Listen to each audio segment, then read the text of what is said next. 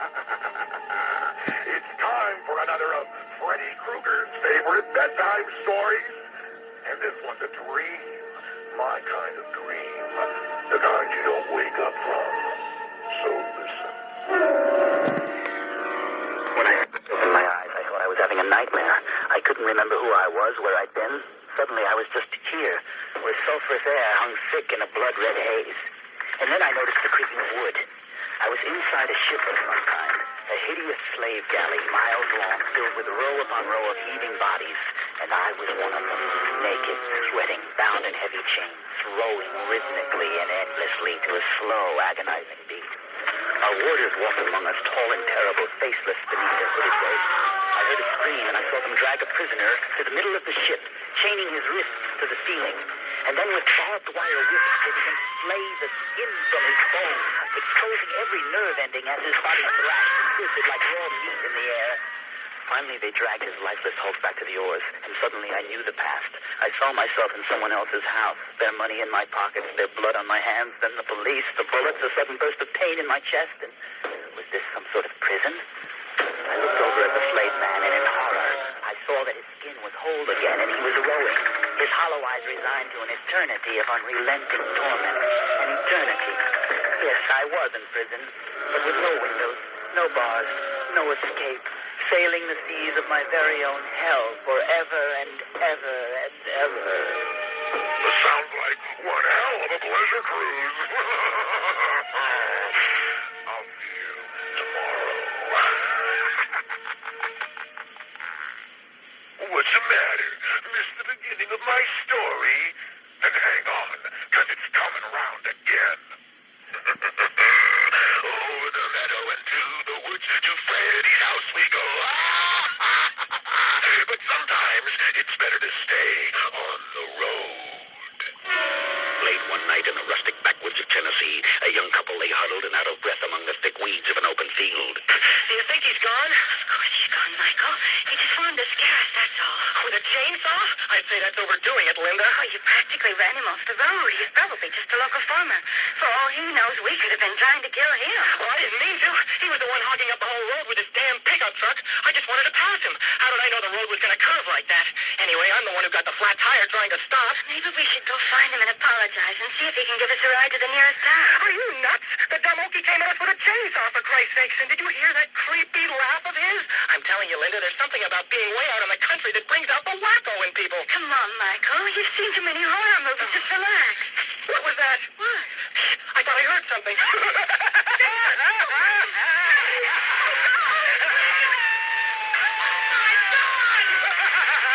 blind terror, Michael started running madly through the field, the tall weeds whipping his face as he tried to block out the sounds of Linda's screams. He had to get to the road, had to get some kind of help. He had to put 1,000,000 miles between himself and that madman. Suddenly he could see the road up ahead. There was the pickup truck. Michael prayed that the keys were still in the ignition. He glanced over his shoulder as his feet hit the pavement. No sign of that madman or his chainsaw. Michael turned and reached for the truck. Suddenly, the door blew open.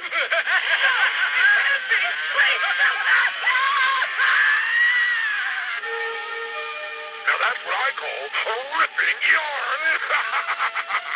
Call me tomorrow, or I'll give that guy with a friendly laugh your address. If you have not heard this entire message, please hold on. It will repeat. There's always fear when Freddy's here.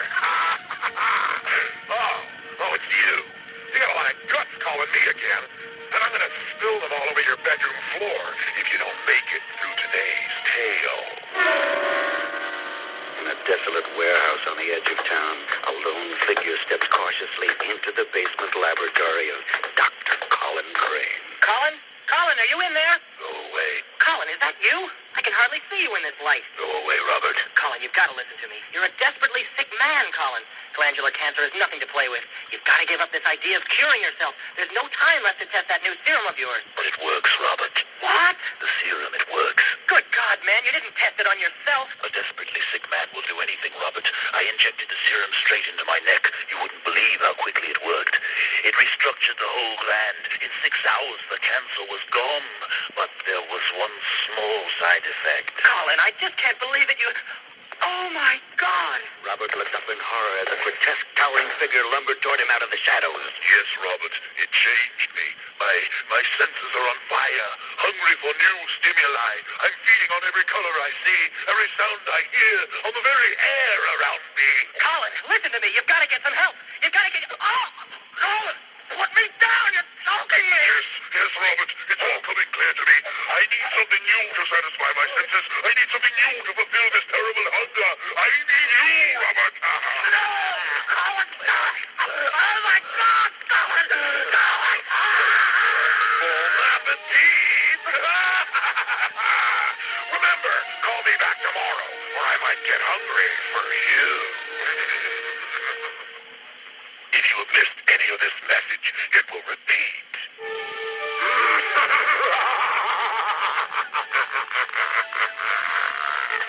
Freddy says it's time to get back in the saddle again with tales that'll turn your stomach inside out. Of course, I can always do that for you if you don't make it through today's story. Listen. It's late in the evening and you're standing on a remote beach in the West Indies digging for a fortune in gold. A week ago when you met Charlie Perkins in the hotel bar, you thought he was just another nut with a phony treasure map. But then you asked around and found out that long ago there was an old pirate's treasure buried somewhere on the island. And legend had it that the pirate captain himself slit the throats of all the crewmen who buried the chest so no one could reveal its location. There was even supposed to be a native curse on the chest because of its murderous history. But regardless of the myth, everything you discovered pointed to the treasure being very real. So maybe good old Charlie wasn't a nut after all, just a friendly, drunken soul who wanted someone to share the work and the wealth. He didn't know you'd like to share.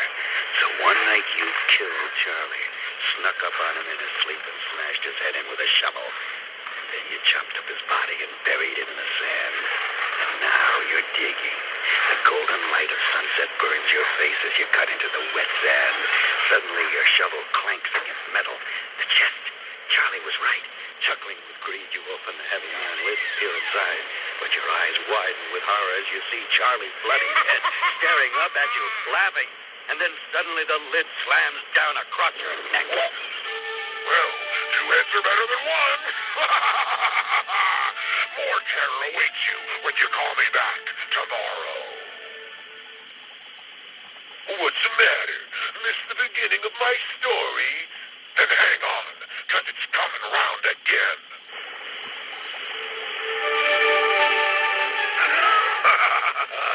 Freddy's home. Hey, you. You know what bugs me? Kids always thinking that Mommy and Daddy are going to save them from Freddy. But you know, they almost never do. In fact, sometimes. On a sticky gray Sunday afternoon, little Billy Evans ran into his house carrying a strange golden box under his arm. He found his parents sitting quietly in the living room reading the newspaper. Mom, Dad, look what I found buried in the backyard under the old elm tree. What you got there, Slugger? What do you think it is, Doctor? I don't know, Elaine. It's like some kind of ornate safety deposit box, but I've never seen one like this before. It almost looks medieval. Now, Billy, you know what I've told you about not picking up strange things from the ground. I bet it's worth a lot of money, Dad. I'll bet it's all solid gold inside. I don't know, Roger. It might belong to somebody. Well, I don't see any harm in opening it, darling. Oh, all right. Billy looked up in anticipation as his parents peered cautiously into the thick metal lid. Instantly, their faces were bathed in a sparkling green light. Roger, it's so bright I can't see. It's not just light, Elaine. I can feel it. It's like jelly, cold and slimy, covering me, smothering me. Oh, help me, Roger. I can't breathe. Billy watched in horror as his parents fell crashing to the floor, green tendrils of light wrapping around them like oozing fingers, peeling off flesh and bone until their bodies fell apart into a sticky red pool. Mommy! Daddy! Sparkling green, it hovered for a moment like a cloud over the steaming puddle, and then it moved quickly towards him. No! Get away from me! No, let go of me! Let go of my leg! Please help me! Some kids never learn. You can't get away from terror when Freddy's around. Oh, you didn't hear my entire story? Want to go round again? Then stay tuned.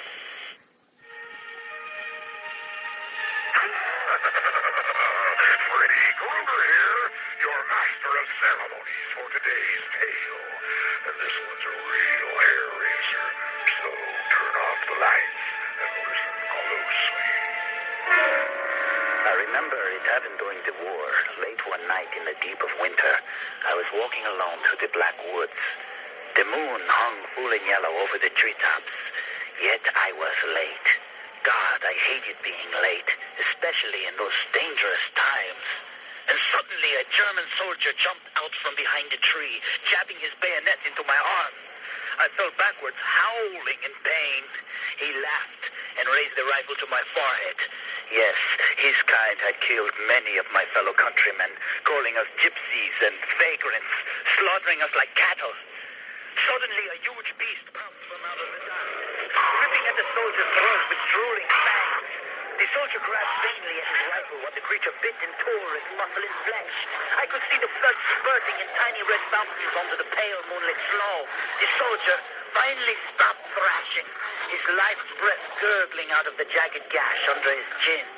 I looked down gratefully at the werewolf, and then at last I saw the hair rising on my arms and legs, the warmth of the moonlight finally changing my body into its natural form, and I began to feed of the fresh meat of the dead soldier.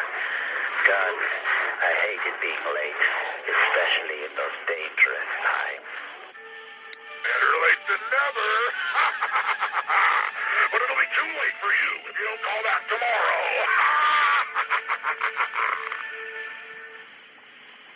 If you have not heard this entire message, please hold on.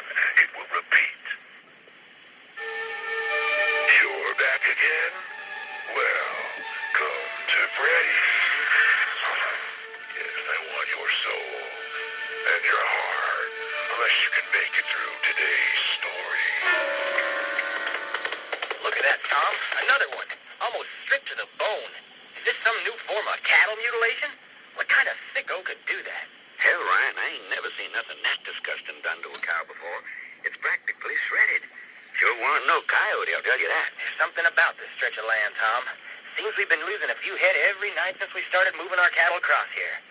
Can't figure it. Well, it's getting too dark to see anything now. I reckon we'd better get back to... Oh, there, quick. Shine your flashlight over there, Ryan. Jesus, what are those things? They look like some kind of prairie dog. Prairie dog. They got fangs like a mountain lion. Poor heifer's being ripped to pieces. Give me the rifle. They sure as hell burrow into the ground like prairie dogs. Did you see them disappear? Come on, let's take a look. Check out those holes, Ryan. They seem to be spread out all across the range, at least as far as my flashlight can carry. Tom, look at this old sign I found over by those shrubs. See the date? This place was a goddamn nuclear test site back in the 50s. Test site? Then you were right, Ryan. It is the land. And them things out there that used to be prairie dogs are now... Tom, the horses! Damn it, get even! Stopping us, them horses is as good as safe. How are we going to get out of here? Those things are all around. We'll have to make a run for it. A run for it? Now, how in hell are we going to make a run? Oh, my leg! Jesus, Ryan, they're coming out of town. They're coming out. Oh! Help me, Don! Oh, they're all over me! Oh, God! So, you made it to the story, huh? Well, who cares? Because I'm still gonna come for you tonight. If you have not heard this entire message, please hold on. It will repeat. Freddy's back. And I'm so glad you called, because now I know where you live. And if you don't make it to today's story, I'll find you, and I'll split you in two. On a cold, dark night, two figures move slowly across the mist-laden moors of northern England. Come on, Denise, don't dawdle. But I'm cold, Henry, and I don't like being out here at night. Now listen here, I've gone through enough trouble to get my hands on Alicia's money. I had to marry her for one thing, even though I loved you. Then disguising myself as a burglar, breaking into my own house, and chasing Alicia out here onto the moors where I knew her weak heart would give out. All of this I did for us. But now I look like a fool, Denise, possibly even a suspect, because the police can't find her body. But, Henry, you said you saw her fall. Yes, it was somewhere right around here. Maybe she had enough strength left to crawl a little ways before she died. We must find her body, or I may never see her money. You do want to marry a rich man, don't you? Yes, Henry. Then check in those bushes. I'll take a look down here. Maybe she sank into a bog. Go on. All right. But, Henry, what if we don't find her body? Then we must find some jewelry, or at least a piece of clothing, something that... Denise, where are you? Henry. Denise, is that you? Dear Lord. Alicia! Yes, Henry. What are you doing here? I wanted to find your body. Then let me help you, darling. No! Get back! Get... Oh, no, the book! I'm being sucked down. Help me, Alicia. I already have, darling. You wanted to find my body? Well, now you will at the bottom of the fog. Goodbye, Henry. No, Alicia, come back! Help me, someone! Help! I love happy endings. Call me back tomorrow or I'll get you. And your little knob, too. If you missed any of this message, it will repeat. It's Freddy Krueger on your phone. Hello, my old friends. I'm glad to see you're still with me because I got a killer of a story for you today. Listen up. Hey, Sam, did you see it? No, I didn't. I could have sworn I hit it dead on. Well, there's no sign of that deer anywhere. It's like it just vanished into the pond. The pond? Oh, my God, Ed, look where we are. Oh, Jesus, now calm down, Sam. I'm sure it's just a coincidence that we're here. A coincidence? It was a year ago to this day that it happened, and we swore we'd never come near this place again. Poor Charlie. Now, Sam, we both know it was an accident. I guess so, Ed, but I've been feeling awfully funny about this lately. Maybe we should have told the police. Want to get locked up for manslaughter? Not to mention losing our hunting licenses for the rest of our lives. Listen, you wouldn't have helped me bury him in the weeds if you hadn't thought it was an accident, Sam. Hey, he was my best friend, too, but how were we supposed to know it was Charlie rustling around in the bushes and not that deer we've been chasing? He was a good hunting buddy, and I'm sure Charlie wouldn't want us to lose our licenses over an honest mistake. Anyway, it's getting dark, so let's just get the hell out of here and try to... Hey, what the... I can't move. Neither can I, Ed. It's like something in the mud's grabbed a hold of me. Jesus, Ed, look! Rising out of the weeds, it's Charlie. Oh, God, Ed, look at his face. It's all eaten away. Oh, Charlie, please stay away. Jesus, Ed, his whole body's crawling with worms. So lonely, waiting for you to join me. Now, wait a minute, Charlie. It was an accident. No, don't touch me. So lonely, waiting for you. No! Hey, wait! Please, Charlie! So lonely. Remember, kiddies, only 12 more chopping days left until Halloween. And Freddy's got some special plan just for you.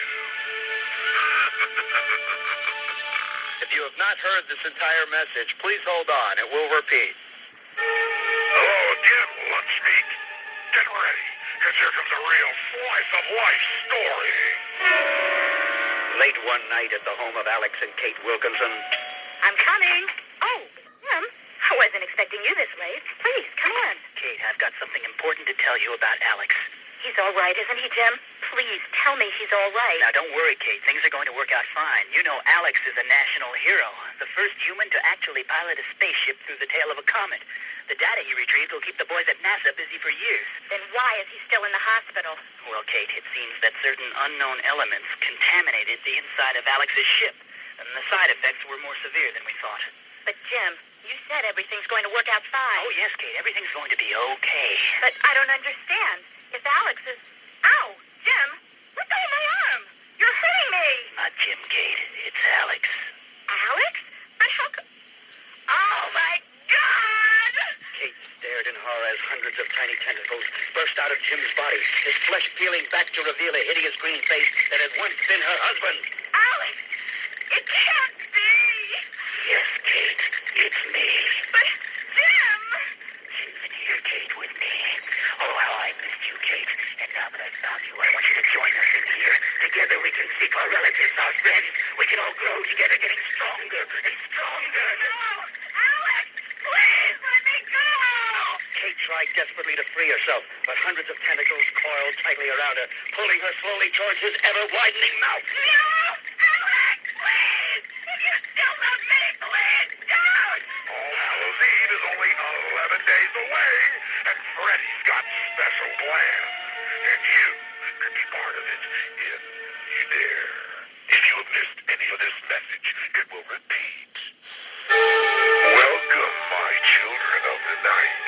Have you been getting your sleep? Oh, you have, huh? Well, I'll have to put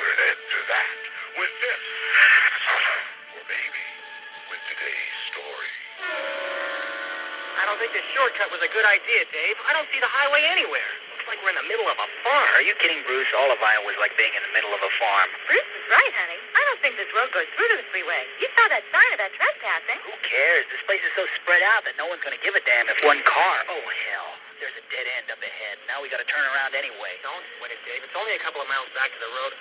Holy cow, look up ahead. There's somebody standing in the road. Boy, they sure growing big around here. He looks like the Jolly Green Giant. Sure as hell looks like he wants to talk to us. Come on, David, slow down. You're going to run him over. Hey, you kids, can't you read no signs? This here's private property. Now, you get out of that car. I'm going to put you to work feeding the pigs to make up for your trespassing. Come on now. Don't make me get you out the hard way. This guy kidding or what? David, what are you doing? Don't run him down. Don't worry. I'm just going to nudge the dumb ox out of the way. Jesus, he's lifting up the car. Oh, God, hang on. He's going to turn us over. Are you two all right? I think so. Damn it, I can't move. Oh, my God, David, he's got a pitchfork. Oh, no. I warned you. Now I'm going to have to get you out the hard way. No, please don't. Oh, David! oh, my God, he pulled Bruce out of the car like a bale of hay. Now it's your turn, Missy. David! Help me! No! David! Dana! No, mister, please, no!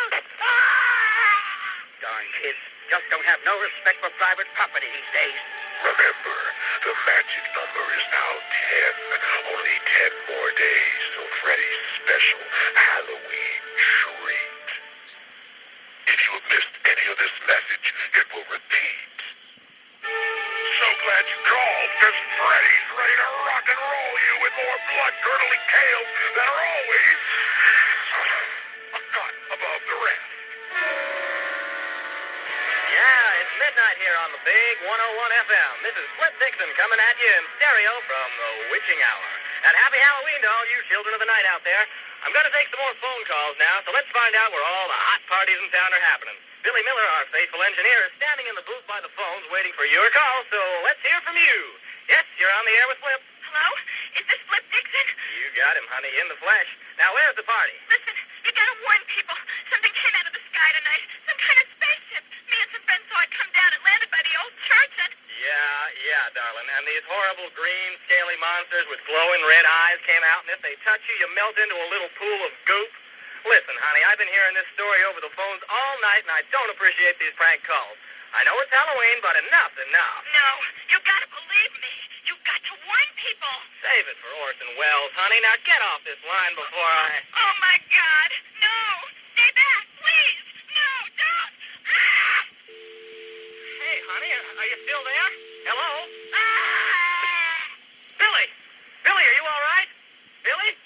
What's going on in there? Excuse me, folks. It appears we're having a little technical difficulty, and Oh, my God! It's true! They're in here! Horrible creatures! Hideous, scaly eyes like fire! Moving so slow like they're floating above the ground! No! Get back! No, don't touch me! No! If you think that was scary, wait till you see what I got planned for Halloween. If you have not heard this entire message, please hold on. It will repeat. Freddy's home. Oh, you again. Well, Freddy's always in the mood for company. Especially slayed and roasted for a late night snack. Now, come closer, children. Freddy Krueger has a tale to tell. Hey, Frank, bring that lantern over here. I found another junction box ripped out of the wall. I'm coming, Jack. Geez, that's the third one we found tonight. You know, the supervisor told me there must be something about this part of the sewer that attracts vandals. He says that every year on Halloween he gets hundreds of complaints from the folks in this neighborhood about goblins in the sewer. That's probably just a bunch of kids in costumes, Frank. You know how they mess around on Halloween? Egging houses, putting toilet paper on trees and like that? Yeah, but pulling out junction boxes is another thing. You know, Jack, kids shouldn't play in the sewer. It's dangerous down here. It sure is. In fact, Hey, Frank, did you see that?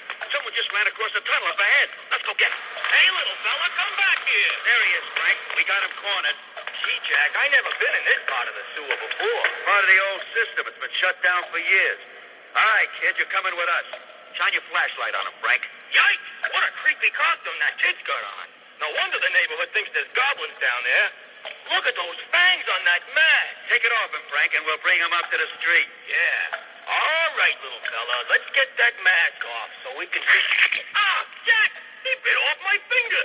I don't think that's a mask he's wearing. Frank, look, there's hundreds of them all around us. If they're not kids, they must be goblins.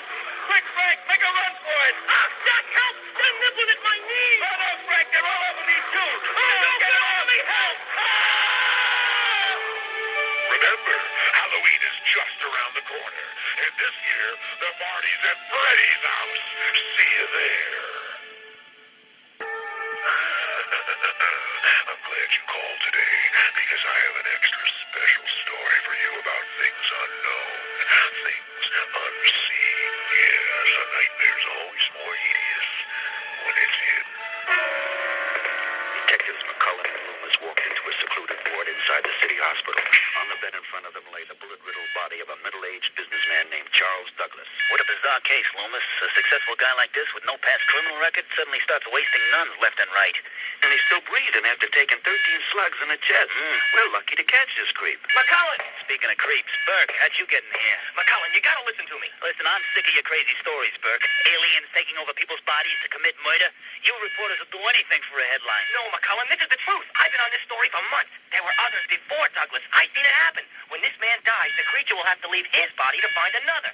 That's when it'll show itself. That's when we can kill it. Loomis, please escort this civilian out of the security ward. Let's go. No! This creature lives to murder! We gotta kill it now before it finds a new home! Get him out of here. Aliens, give me a break. Well, it looks like you are dead now, buddy. At least you saved the taxpayers the cost of a trial. McCullen turned to leave. Suddenly, something heavy struck the back of his head, sending him sprawling to the floor. Barely conscious, McCullen stared up in horror as the corpse of Charles Douglas leaned over him, bringing its chalk-white face close to his.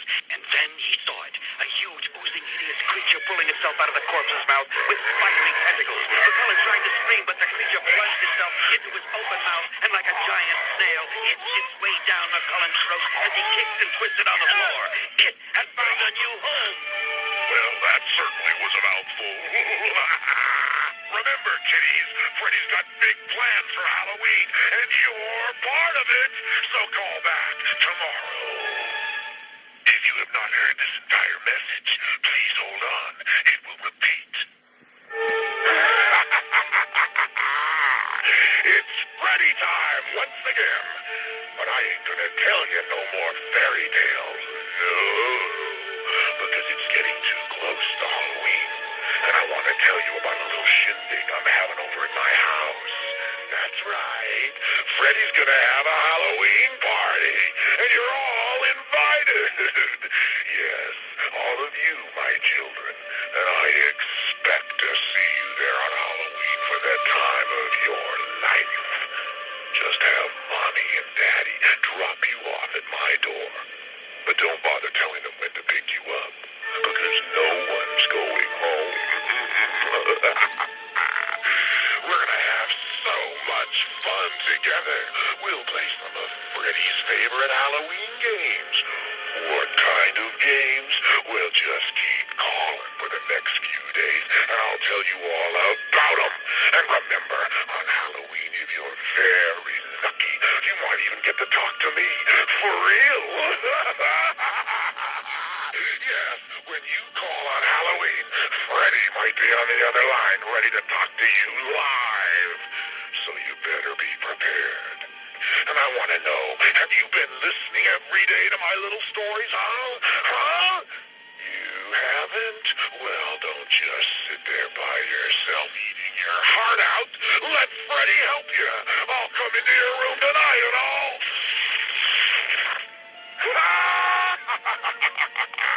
Maybe next time you'll learn to listen when Freddy calls.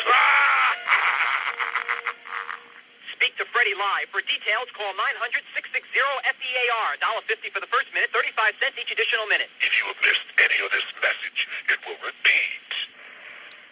Hello again, Nightmare fans.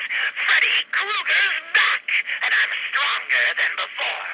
Hi, this is Scott Shannon, a radio DJ from New York City. Saturday is Halloween. Aha! My friend Freddy's favorite day.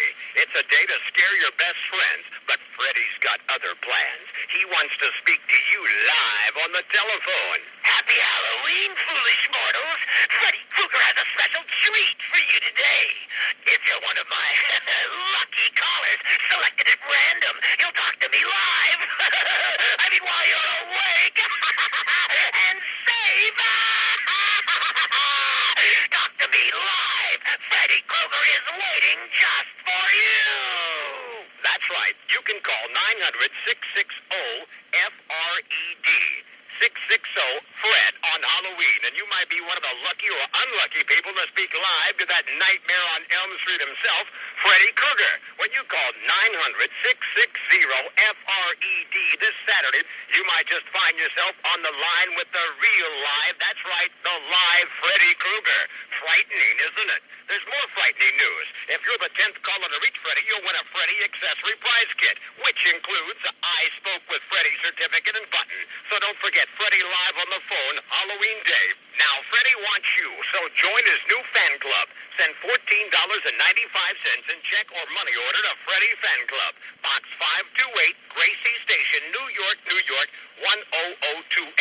More on the Freddy Halloween giveaway tomorrow. If you didn't hear this message in its entirety, please hold on. It will repeat. Freddy's here, and it's one day closer to my favorite holiday, Halloween. You know why I like Halloween so much? Because that's when all the other monsters and hideous deformed demons and ghastly creatures of the dark take the night off. Yes, that's what Halloween's all about. All Hallows Eve. The only night of the year you puny mortals have the nerve to mock the evil ones because they're not around. Your feeble attempts at being frightening really make me laugh. With your costumes and your masks and your makeup and glowing pumpkins ready to be squished. Ooh, scary. Grow up, suckers. Because I stick around on Halloween. And you know why? Well, just imagine walking into the middle of a huge herd of deer on the first day of hunting season, huh? And you're the only hunter, huh? You see, you're all such easy pickings, and you're all mine. That's why I love Halloween. Now, don't forget, you're all invited to my party. Just pick up the phone on Halloween, call my number, and you'll be there. And you might even get to talk to me. For real, can you dig it? Huh? Can you? The party's gonna be at my house, and we're gonna play all my favorite games. Like pin the children on the wall, or bobbing for brains. And if you're real lucky, you might even win a prize, like living to see tomorrow. So don't fall asleep, because Freddy Krueger's coming for you. Speak to Freddy live. For details, call 900-660-FEAR. $1.50 for the first minute, 35 cents each additional minute. If you have missed any of this message, it will repeat. Freddy's back, and he's better than ever. Hello, my children. Halloween will soon be here, and I can't wait. What's that? You can't either?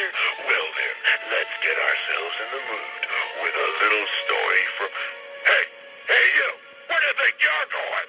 No, please. You think you was gonna get away from me? Huh?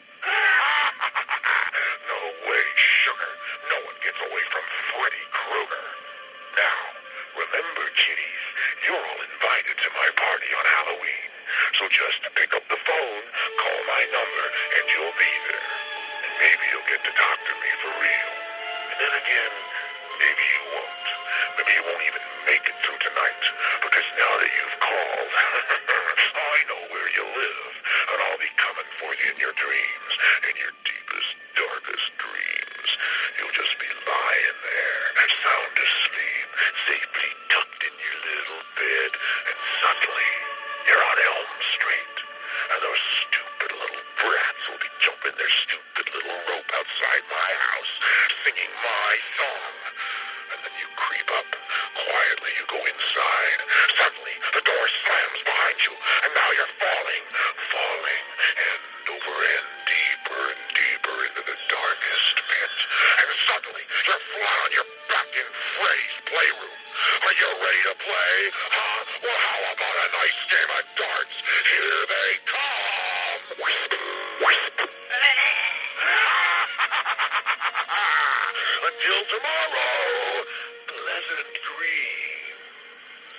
Speak to Freddy live. For details, call 900-660-FEAR. $1.50 for the first minute, 35 cents each additional minute. If you have missed any of this message, it will repeat. I knew you'd call me today because I know you want to spend Halloween with the original party animal, Freddy Krueger. Yeah, you've come at the right time. My Halloween party's in full swing. Go ahead, step inside. Everyone's having a hell of a time.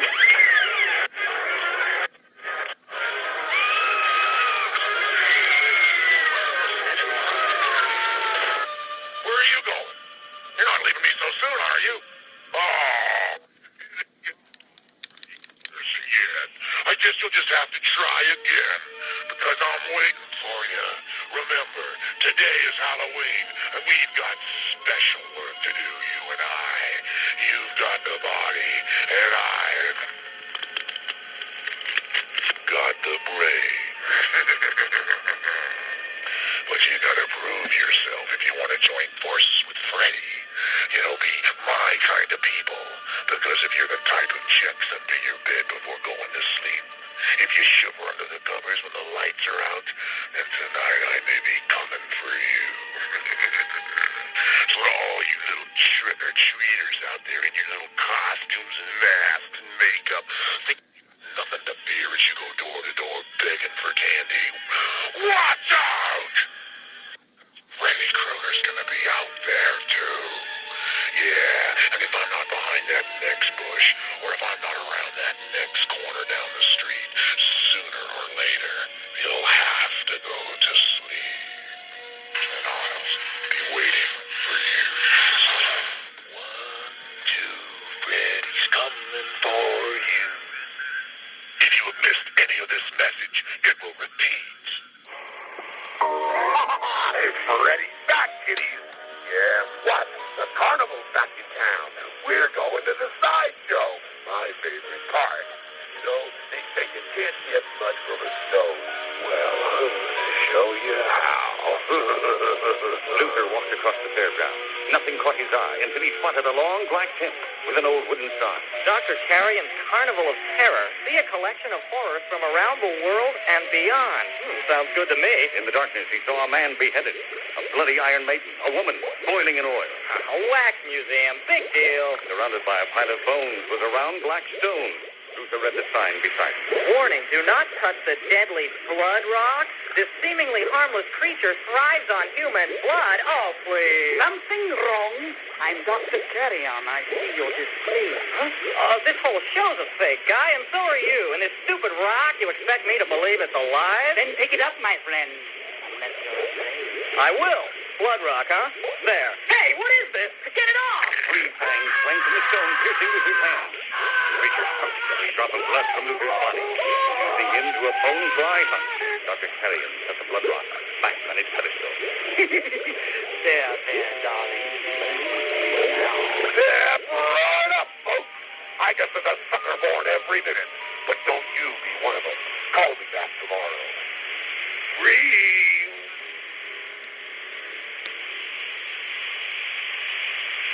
Kids, don't forget when you call tomorrow, you could be randomly selected to talk to one of our live operators and become eligible for your chance to win a trip to Six Flags in Houston to go for a ride with Freddy Krueger. Krueger here. If you didn't hear this entire message, hold on. It'll repeat. Well, congratulations. Welcome to Phone Land. Ready to play my interactive brain game? Listen up, lunch meat. You gotta be good to beat me. Good and fast. I don't take any prisoners. If you already know the rules, press 1 now on your touch-tone phone to get into the meat of it all. If you don't know the rules, stay on the line for one of my little piggies who'll give you all of that on how to play. If you don't have a touch-tone phone, you're already history. Too bad, so sad.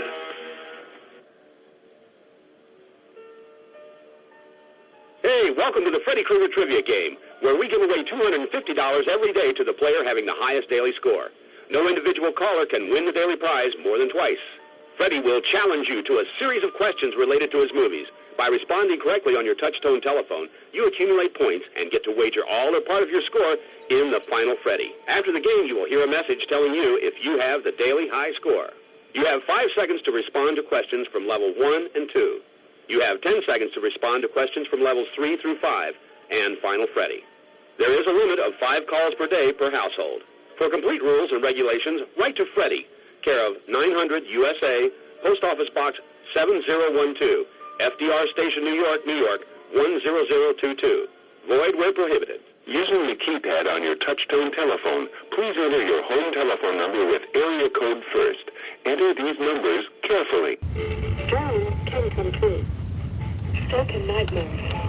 Ask Freddy Krueger.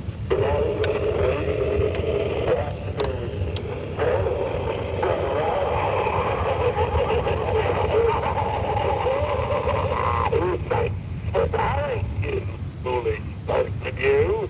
Don't you know? Freddy Krueger will never die. You thought you killed me, you nightmare on that street.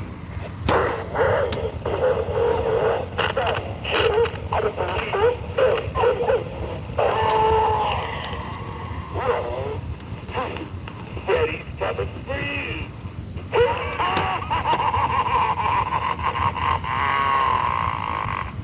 Now, I'm coming to visit you.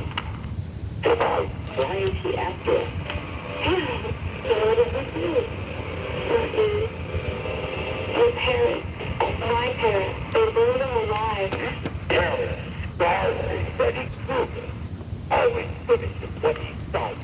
Your worst dreams come true when I'm around. And I'm always around. Everywhere. Everywhere. Your taste is free. Don't let him kill me too! I'm a Freddy fan. Freddy and Nancy trapped here on the phone. Find out what happens to her and see what else Freddy Krueger has in store for you. All back tomorrow. And if you want to be a member of Freddy's fan club, write Freddy Fan Club, P.O. Box 528, New York, New York, 10028. Remember, if you did not hear all of this message, it will repeat.